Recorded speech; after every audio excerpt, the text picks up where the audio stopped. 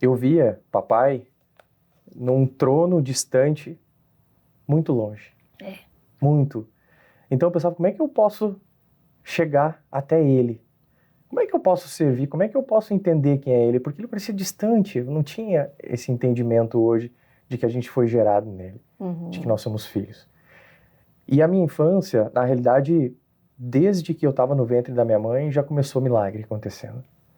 Porque a minha mãe, um dia ela foi fazer um exame, a médica falou que ela não podia engravidar. E ela foi fazer, então, um exame para saber o porquê que ela não podia. E no meio do exame, a médica falou para ela, você tá grávida. Você tá grávida. Uau. Só que você tá grávida e tem um risco muito grande, essa gravidez. Então eu sugiro que você aborte, a médica disse. Ô, louco. E ali, eu acredito muito que o Espírito Santo já estava conduzindo e a minha mãe disse assim, não, eu vou arriscar. Eu vou continuar com a gravidez. Então ela continuou com a gravidez, eu nasci de 7 meses, do 6º pro 7º mês, minha mãe ficou um mês deitada, para não me perder.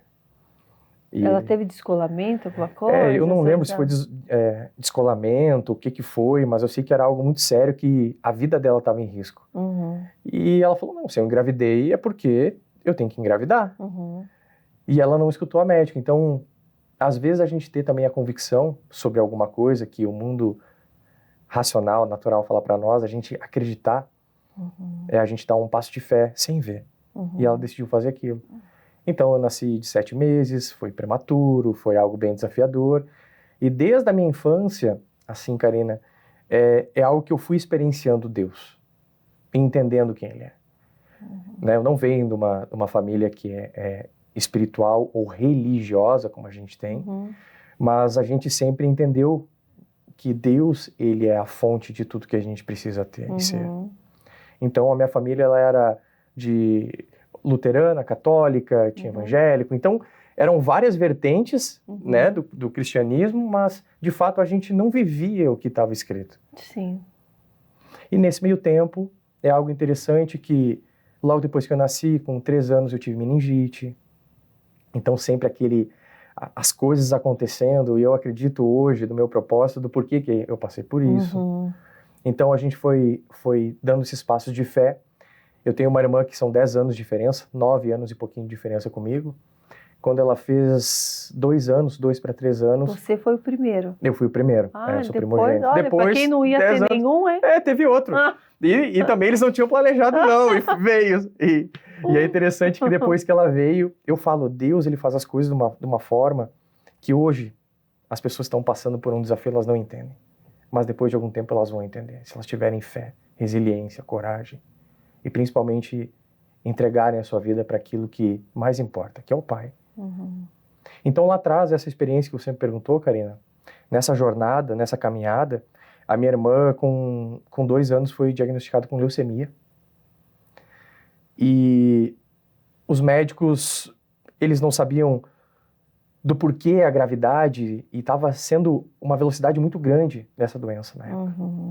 E eu com 9 para 10 anos, eu lembro que eu estava no hospital, eu chamo minha mãe e falo, mãe, vamos ali num cantinho, vamos orar? E a gente não tinha... Não tinha o hábito de orar. Não tinha o hábito, Karina, não tinha o hábito. E hoje eu entendo que era o Espírito Santo falando comigo. Olha. E a gente foi orar. Eu lembro que a gente se ajoelhou, era um local dentro do hospital, a gente estava orando, e eu senti o Espírito Santo, senti um fogo, senti algo sobrenatural.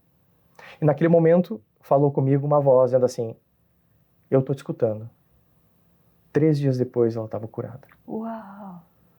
Até hoje, os médicos, ela fez acompanhamento para entender, porque era um caso que era muito sério, e ela foi curada, através da oração. Uau! Então, eu não venho de uma base de família onde a gente tem isso, mas eu venho de uma base de experiência. E a partir dali, isso te encorajou a orar mais? Ou te trouxe algum sentido maior naquilo que havia acontecido ou não? Eu queria entender o que era, mas eu falo que o ambiente onde a gente está, as pessoas que a gente convive influenciam muito na nossa jornada. Elas criam a nossa percepção de realidade e ajudam, de certa forma. E ali eu só queria entender, mas eu nunca fui a fundo. Só que quando a gente tem um propósito maior, eu sempre lembro que Jeremias capítulo 1, versículo 5 fala que antes de você estar no ventre da sua mãe, eu já te conhecia. Eu já tinha te separado. Então todos nós fomos separados e somos filhos. Só que Deus vem dando sinais através de pessoas, através da nossa vida, e se a gente não olha, o livre-arbítrio é o quê? Eu deixo você ir. Papai não manipula. Ele deixa a gente continuar nossa história. E eu lembro que com 20 anos, eu passava na frente de uma faculdade que ensinava teologia e outros cursos, e papai falava para mim, estuda sobre mim. E eu falei, não vou estudar sobre isso. Eu vou ganhar dinheiro. Eu vou estudar outra coisa que dê dinheiro. E fui para esse caminho. Depois dos meus 20 anos até a minha idade atual, tenho 33 hoje, ele deixou eu construir algumas coisas, mas é um castelo de areia, não era sobre a rocha. E aquilo ali desabou, despencou. Então, nesse processo, Karina, eu fui querendo entender, eu fui lendo, querendo saber de fato quem somos nós, por que a gente está aqui, qual é o nosso real propósito de estar aqui. Porque essa pergunta, ela mexe com a gente, qual que é o nosso propósito, né? Esses eram seus maiores questionamentos? Era. Porque eu comecei a fazer dinheiro, eu comecei a viajar por toda a América do Sul, eu ia para todos os países. Eu, na época, sabe, eu tinha uma vida que todo mundo gostaria de ter, mas eu estava vazio. E o vazio é uma coisa que vai te corroendo por dentro, que você fala assim, tá, mas eu tenho tudo, mas não tenho nada. E aí o poder das perguntas, né, que é o que eu até falo no meu livro, a pergunta ela tem um poder de dar uma direção divina. A pergunta certa para a pessoa certa, você questionar, perguntar para o Pai, qual que é o caminho que o Senhor quer para mim? O que o Senhor deseja na minha vida? Porque se eu não consagro os meus planos, Salomão fala, né? Consagre seus planos ao Senhor. Eles darão certo, mas a gente não faz isso. Então, naquela época, eu fui por esse caminho, não tinha uma base. Eu não entendia nada sobre o cristianismo em si, que é um estilo de vida ser cristão. Não é uma religião. Viver a palavra. É algo bem diferente do que viver uma religião. Sim. Né? Então, a religião, se a gente for ver sobre dados, são mais de 2.500 religiões que saíram da Bíblia. Só que o estilo de vida em Cristo, ele é único. É viver sob o princípio. E eu lembro que eu trabalhava no Paraguai, naquela época, dos meus 20 anos, onde Deus estava me chamando. E eu paro em Foz do Iguaçu, atravessando do Paraguai. Eu lembro que eu estava começando a perder cabelo, estava engordando. Com 20 anos eu estava assim, me sentindo, sabe, eu estava indo para o fundo do poço. E foi um processo naquele tempo, onde eu paro e eu vejo num muro, estava escrito assim, se você morresse hoje, a sua vida teria valido a pena? E eu falei, não. E eu fui chorando da onde eu estava até a cidade onde eu morava, que dava 2 horas. E eu pensei assim, a minha família não sabe disso, tá? É a primeira vez que estou contando. Eu falei assim, pai, deixa um caminhão bater em mim, então. Me leva. Porque para mim não faz sentido estar aqui se o senhor não falar comigo. Eu falei assim, não faz sentido estar aqui. Por que eu tô aqui? E a gente começa a se questionar e entender. Só que aquele processo, Karina, onde eu vivi, por isso que eu digo, quando os hebreus foram libertos, era para ser 40 dias e foram 40 anos. É por pura ignorância. Porque a gente não procura, a gente quer fazer da nossa forma. Sim. Então, todos esses anos, Karina, da onde eu venho, dessa base, até meus 33, foi um processo onde eu comecei a buscar, entender. De que forma você buscava? Em leitura, em oração, em pessoas? Leitura, eu não orava. Para mim, eu achava que era um tédio orar. Porque você não tinha... Tem gente que fala, eu não tenho criatividade para orar, eu vou orar sempre igual, tá ficando chato, tá ficando tediante. No teu caso, você achava entediante por quê? Porque você não ouvia a resposta? Eu não ouvia a resposta, eu orava repetitivamente, eu não tinha um porquê de fazer aquilo. Porque, de novo, eu via muito distante e me questionava. Só que esse é o ponto. Deus não muda a gente, mas Ele coloca caminhos para nos mudar. Isso, quando eu entendi, foi muito forte.